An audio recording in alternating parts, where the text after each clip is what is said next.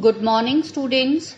This is my lecture for class 12th, subject English, and in this lecture, I'll be teaching you poem number 5, A Roadside Stand, composed by Robert Frost, which has been taken from your main course book, Flamingo.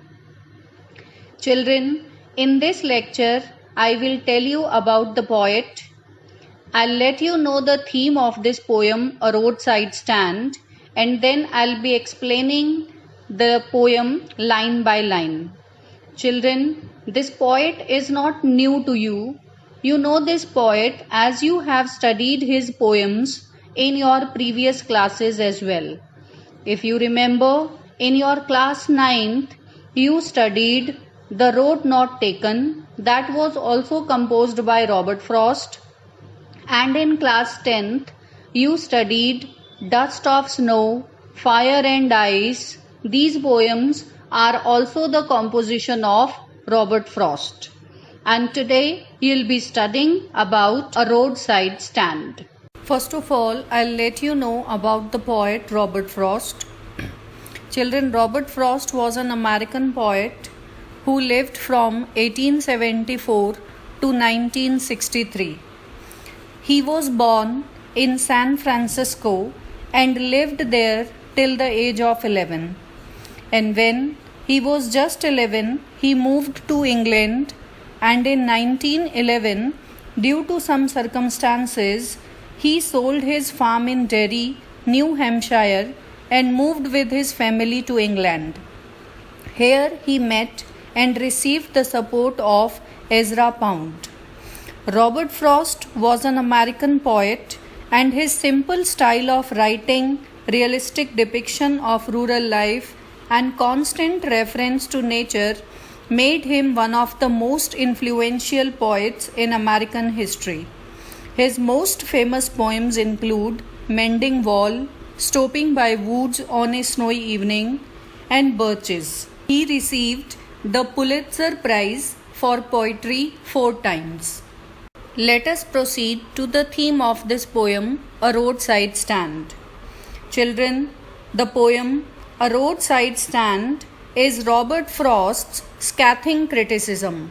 Scathing means harshly abusive criticism of an unequal society where there is a huge division between the rich and the poor, the haves and the have-nots.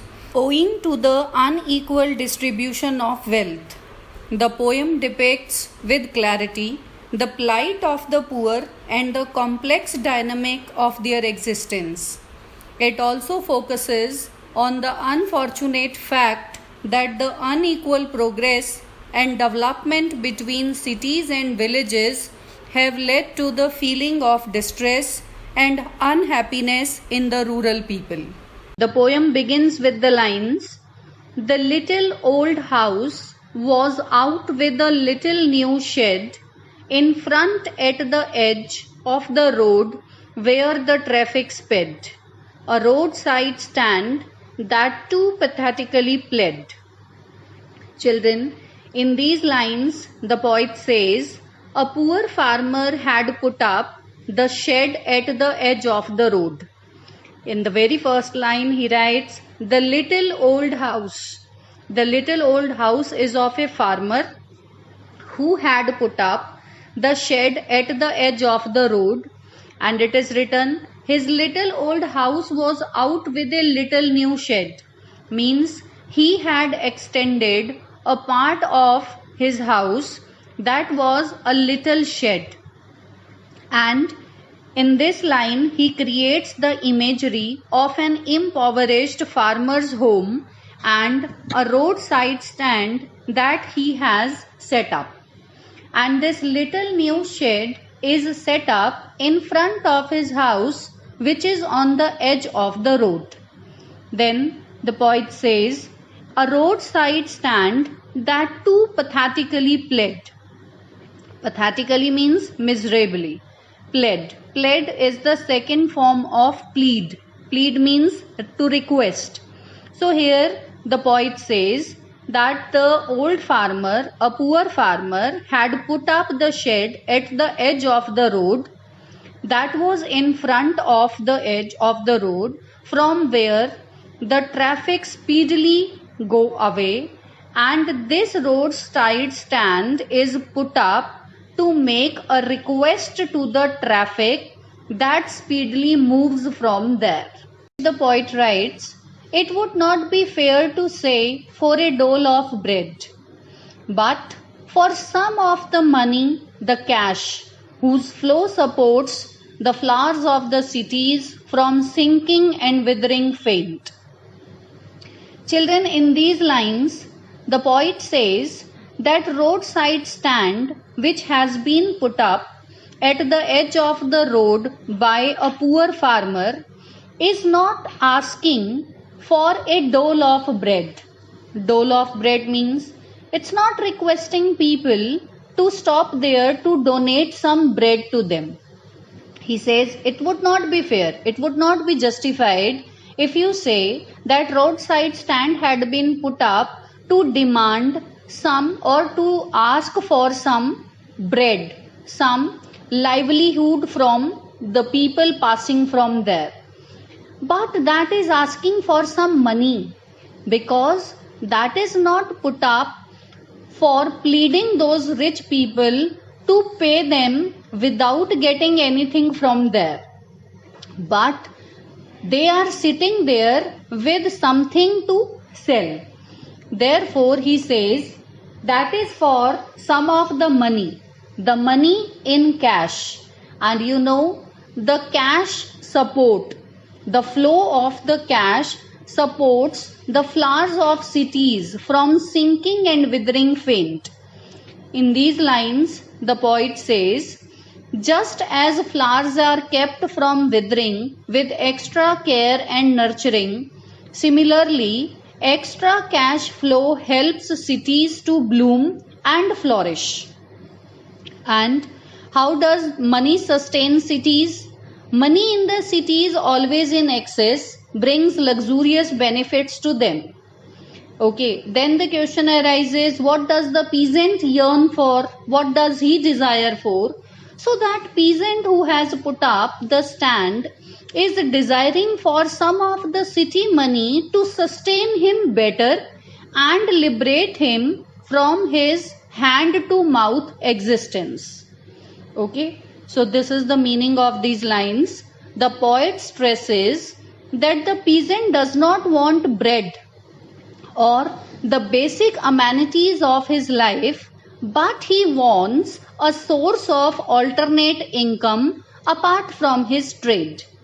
And he does not ask for some of the city money, he does not want people to donate him money, but he desires that the people must give him money to sustain him better and liberate him from his hand to mouth existence. Because he, according to this farmer, money in the cities always in excess brings luxurious benefits. And he says, just as flowers are kept from withering with extra care and nurturing, similarly, extra cash flow would help cities to bloom and flourish. Then, in next 3 lines, the poet Robert Frost writes, the polished traffic. The polished traffic means the people coming from cities. They are polished. The polished traffic passed with the mind ahead. Children, here you need to understand with the mind ahead means what. Here the poet writes, the urban rich have their minds preoccupied with their own lives and its related problems. So the poet writes, the polished traffic passed with the mind ahead, or if ever aside a moment, then out of sorts at having the landscape marred with the artless paint. What does the poet say in these lines? He says, the polished traffic means the traffic, the people coming from cities in their big cars pass from there by keeping their mind preoccupied with their own lives and its related problems, and they do not bother for the roadside stand which is onto the side of their car, and they never notice the existence of their roadside stand. And then the poet says, or if ever aside a moment, that sometimes if it happens that any one of them notices aside for a moment, then out of sorts at having the landscape marred with the artless paint, they are indifferent to the presence of the roadside stand if they ever get a chance, or if they ever chance to look at it. And the presence of the roadside stand annoys them, right? As they feel that it mars, means it destroys the beauty of the landscape, because this is not a very rich looking roadside stand, and the condition of this roadside stand is also pathetic, like the condition of that farmer.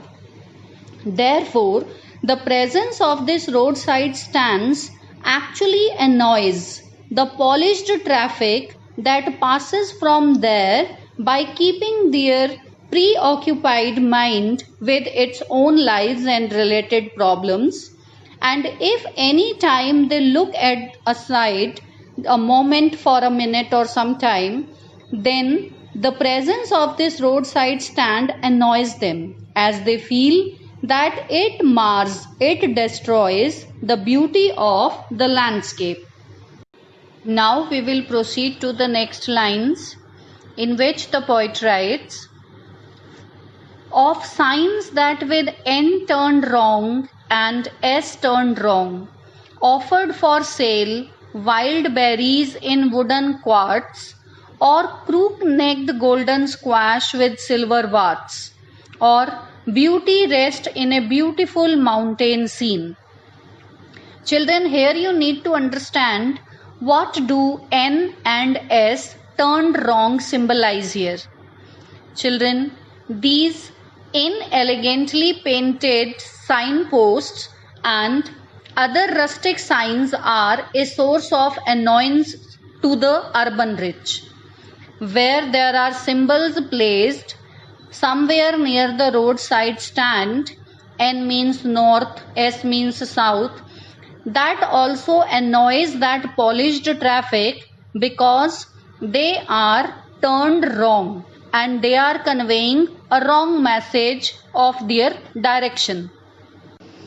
And then the poet tells what is being offered for sale at that roadside stand.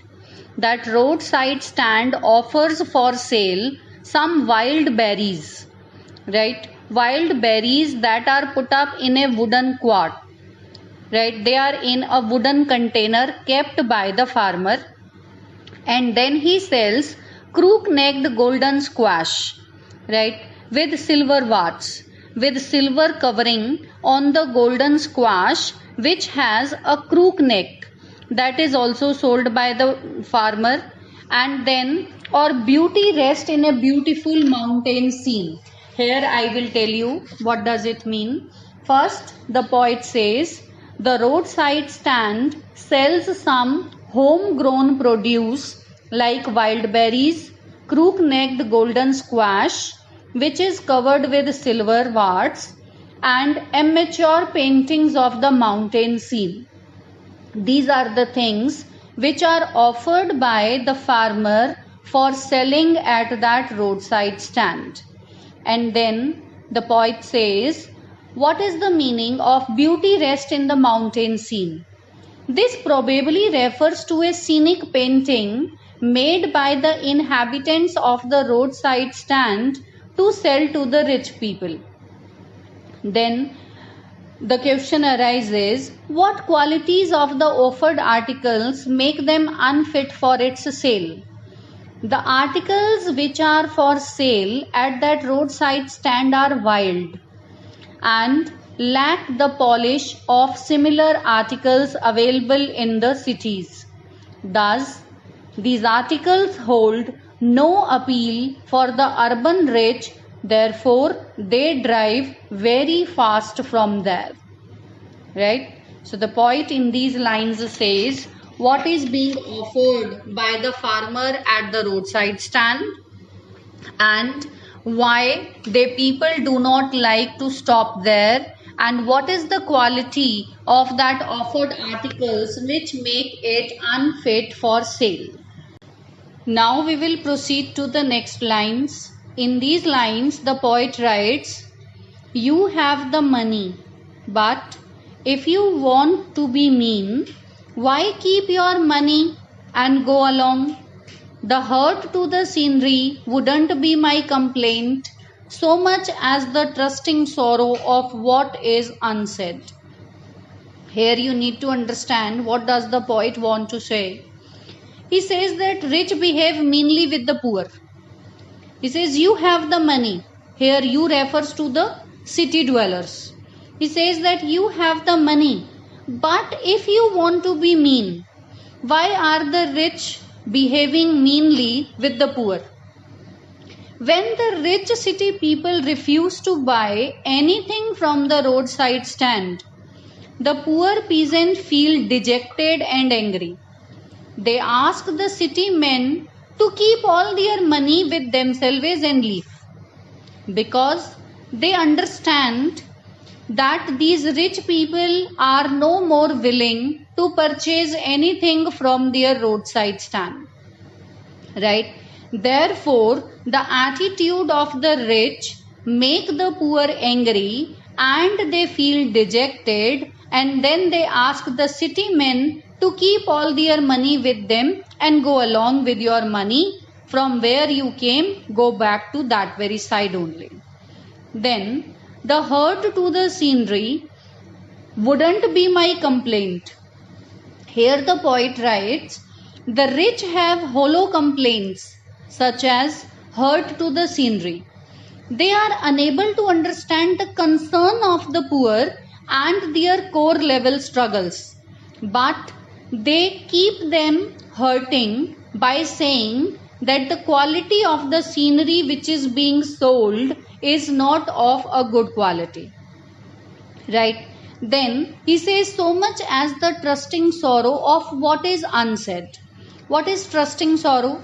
Trusting sorrow here is actually a metaphor that refers to the fact that the peasants set up their shed trusting that their wares or the objects or the things they are selling will attract the city folks to buy their products from them and thus provide them additional income.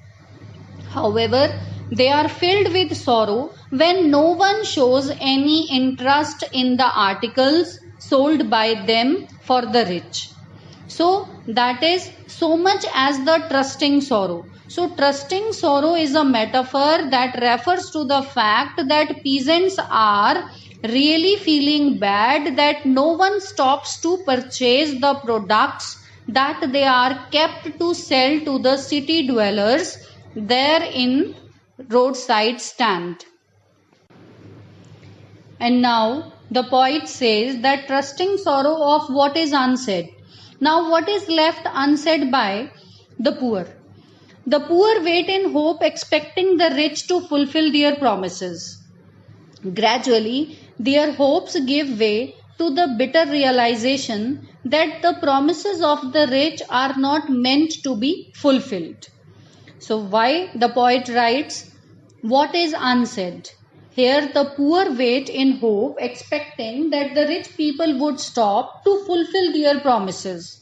Gradually, their hopes give way to the bitter realization that the promises of the rich are not meant to be fulfilled. Therefore, the poor farmer feels very bad because he says that the rich people have money, but they are so mean as they do not want to separate from their own money. Therefore, the attitude of the rich makes this peasant feel dejected and angry, and then the poor peasant thinks that the city men should keep their money with them and they must leave from there. Right? And then he talks about the trusting sorrow that refers to the fact that the peasants set up their shed trusting that the things which are in their roadside stand would attract the city folk to buy, but they are not at all attracted, and however they are filled with sorrow, and no one shows any interest in them or the things they are selling. Then the poet complains that the rich have hollow complaints about the scenery. They are unable to understand the concern of the poor and their core level struggles. But they complain about the scenery they are selling. But they never understand that these poor people are putting efforts to prepare these landscapes for selling, so that they must also feel some cash for their better living standard. This is what they expect from the city folk. Then the poet says, which is left unsaid.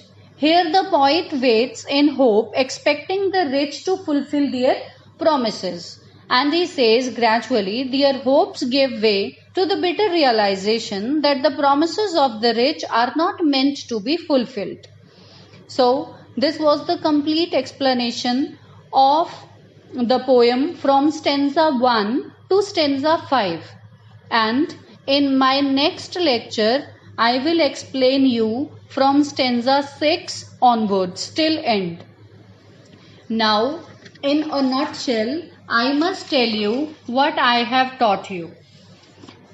The poem, A Roadside Stand, composed by Robert Frost, is about a farmer who puts a little new shed in front of his house on the edge of a road. Several thousands of cars speed past it, and the farmer desires to sell wild berries, squash, and other products. He does not like charity. He tries to sell his products to feel some money in his hands. He believes that money can give him a better lifestyle, as he saw in the movies. However, his hopes are never fulfilled. People in cars go past without even giving a cursory look at his stall. And if few of them happen to look at it, they see how the letters N and S, which are symbols, had been turned wrong. And then they talk about those symbols which had been turned wrong and they move fast. They believe that such badly painted signs spoil the beauty of the countryside. Nevertheless, a few cars did stop. Then the poet talks about the meanly behavior of the rich towards the poor, as they do not want to give their money, they do not want to purchase anything from the roadside stand, and they go along, and that is the attitude of the poor rich that makes the poor feel bad.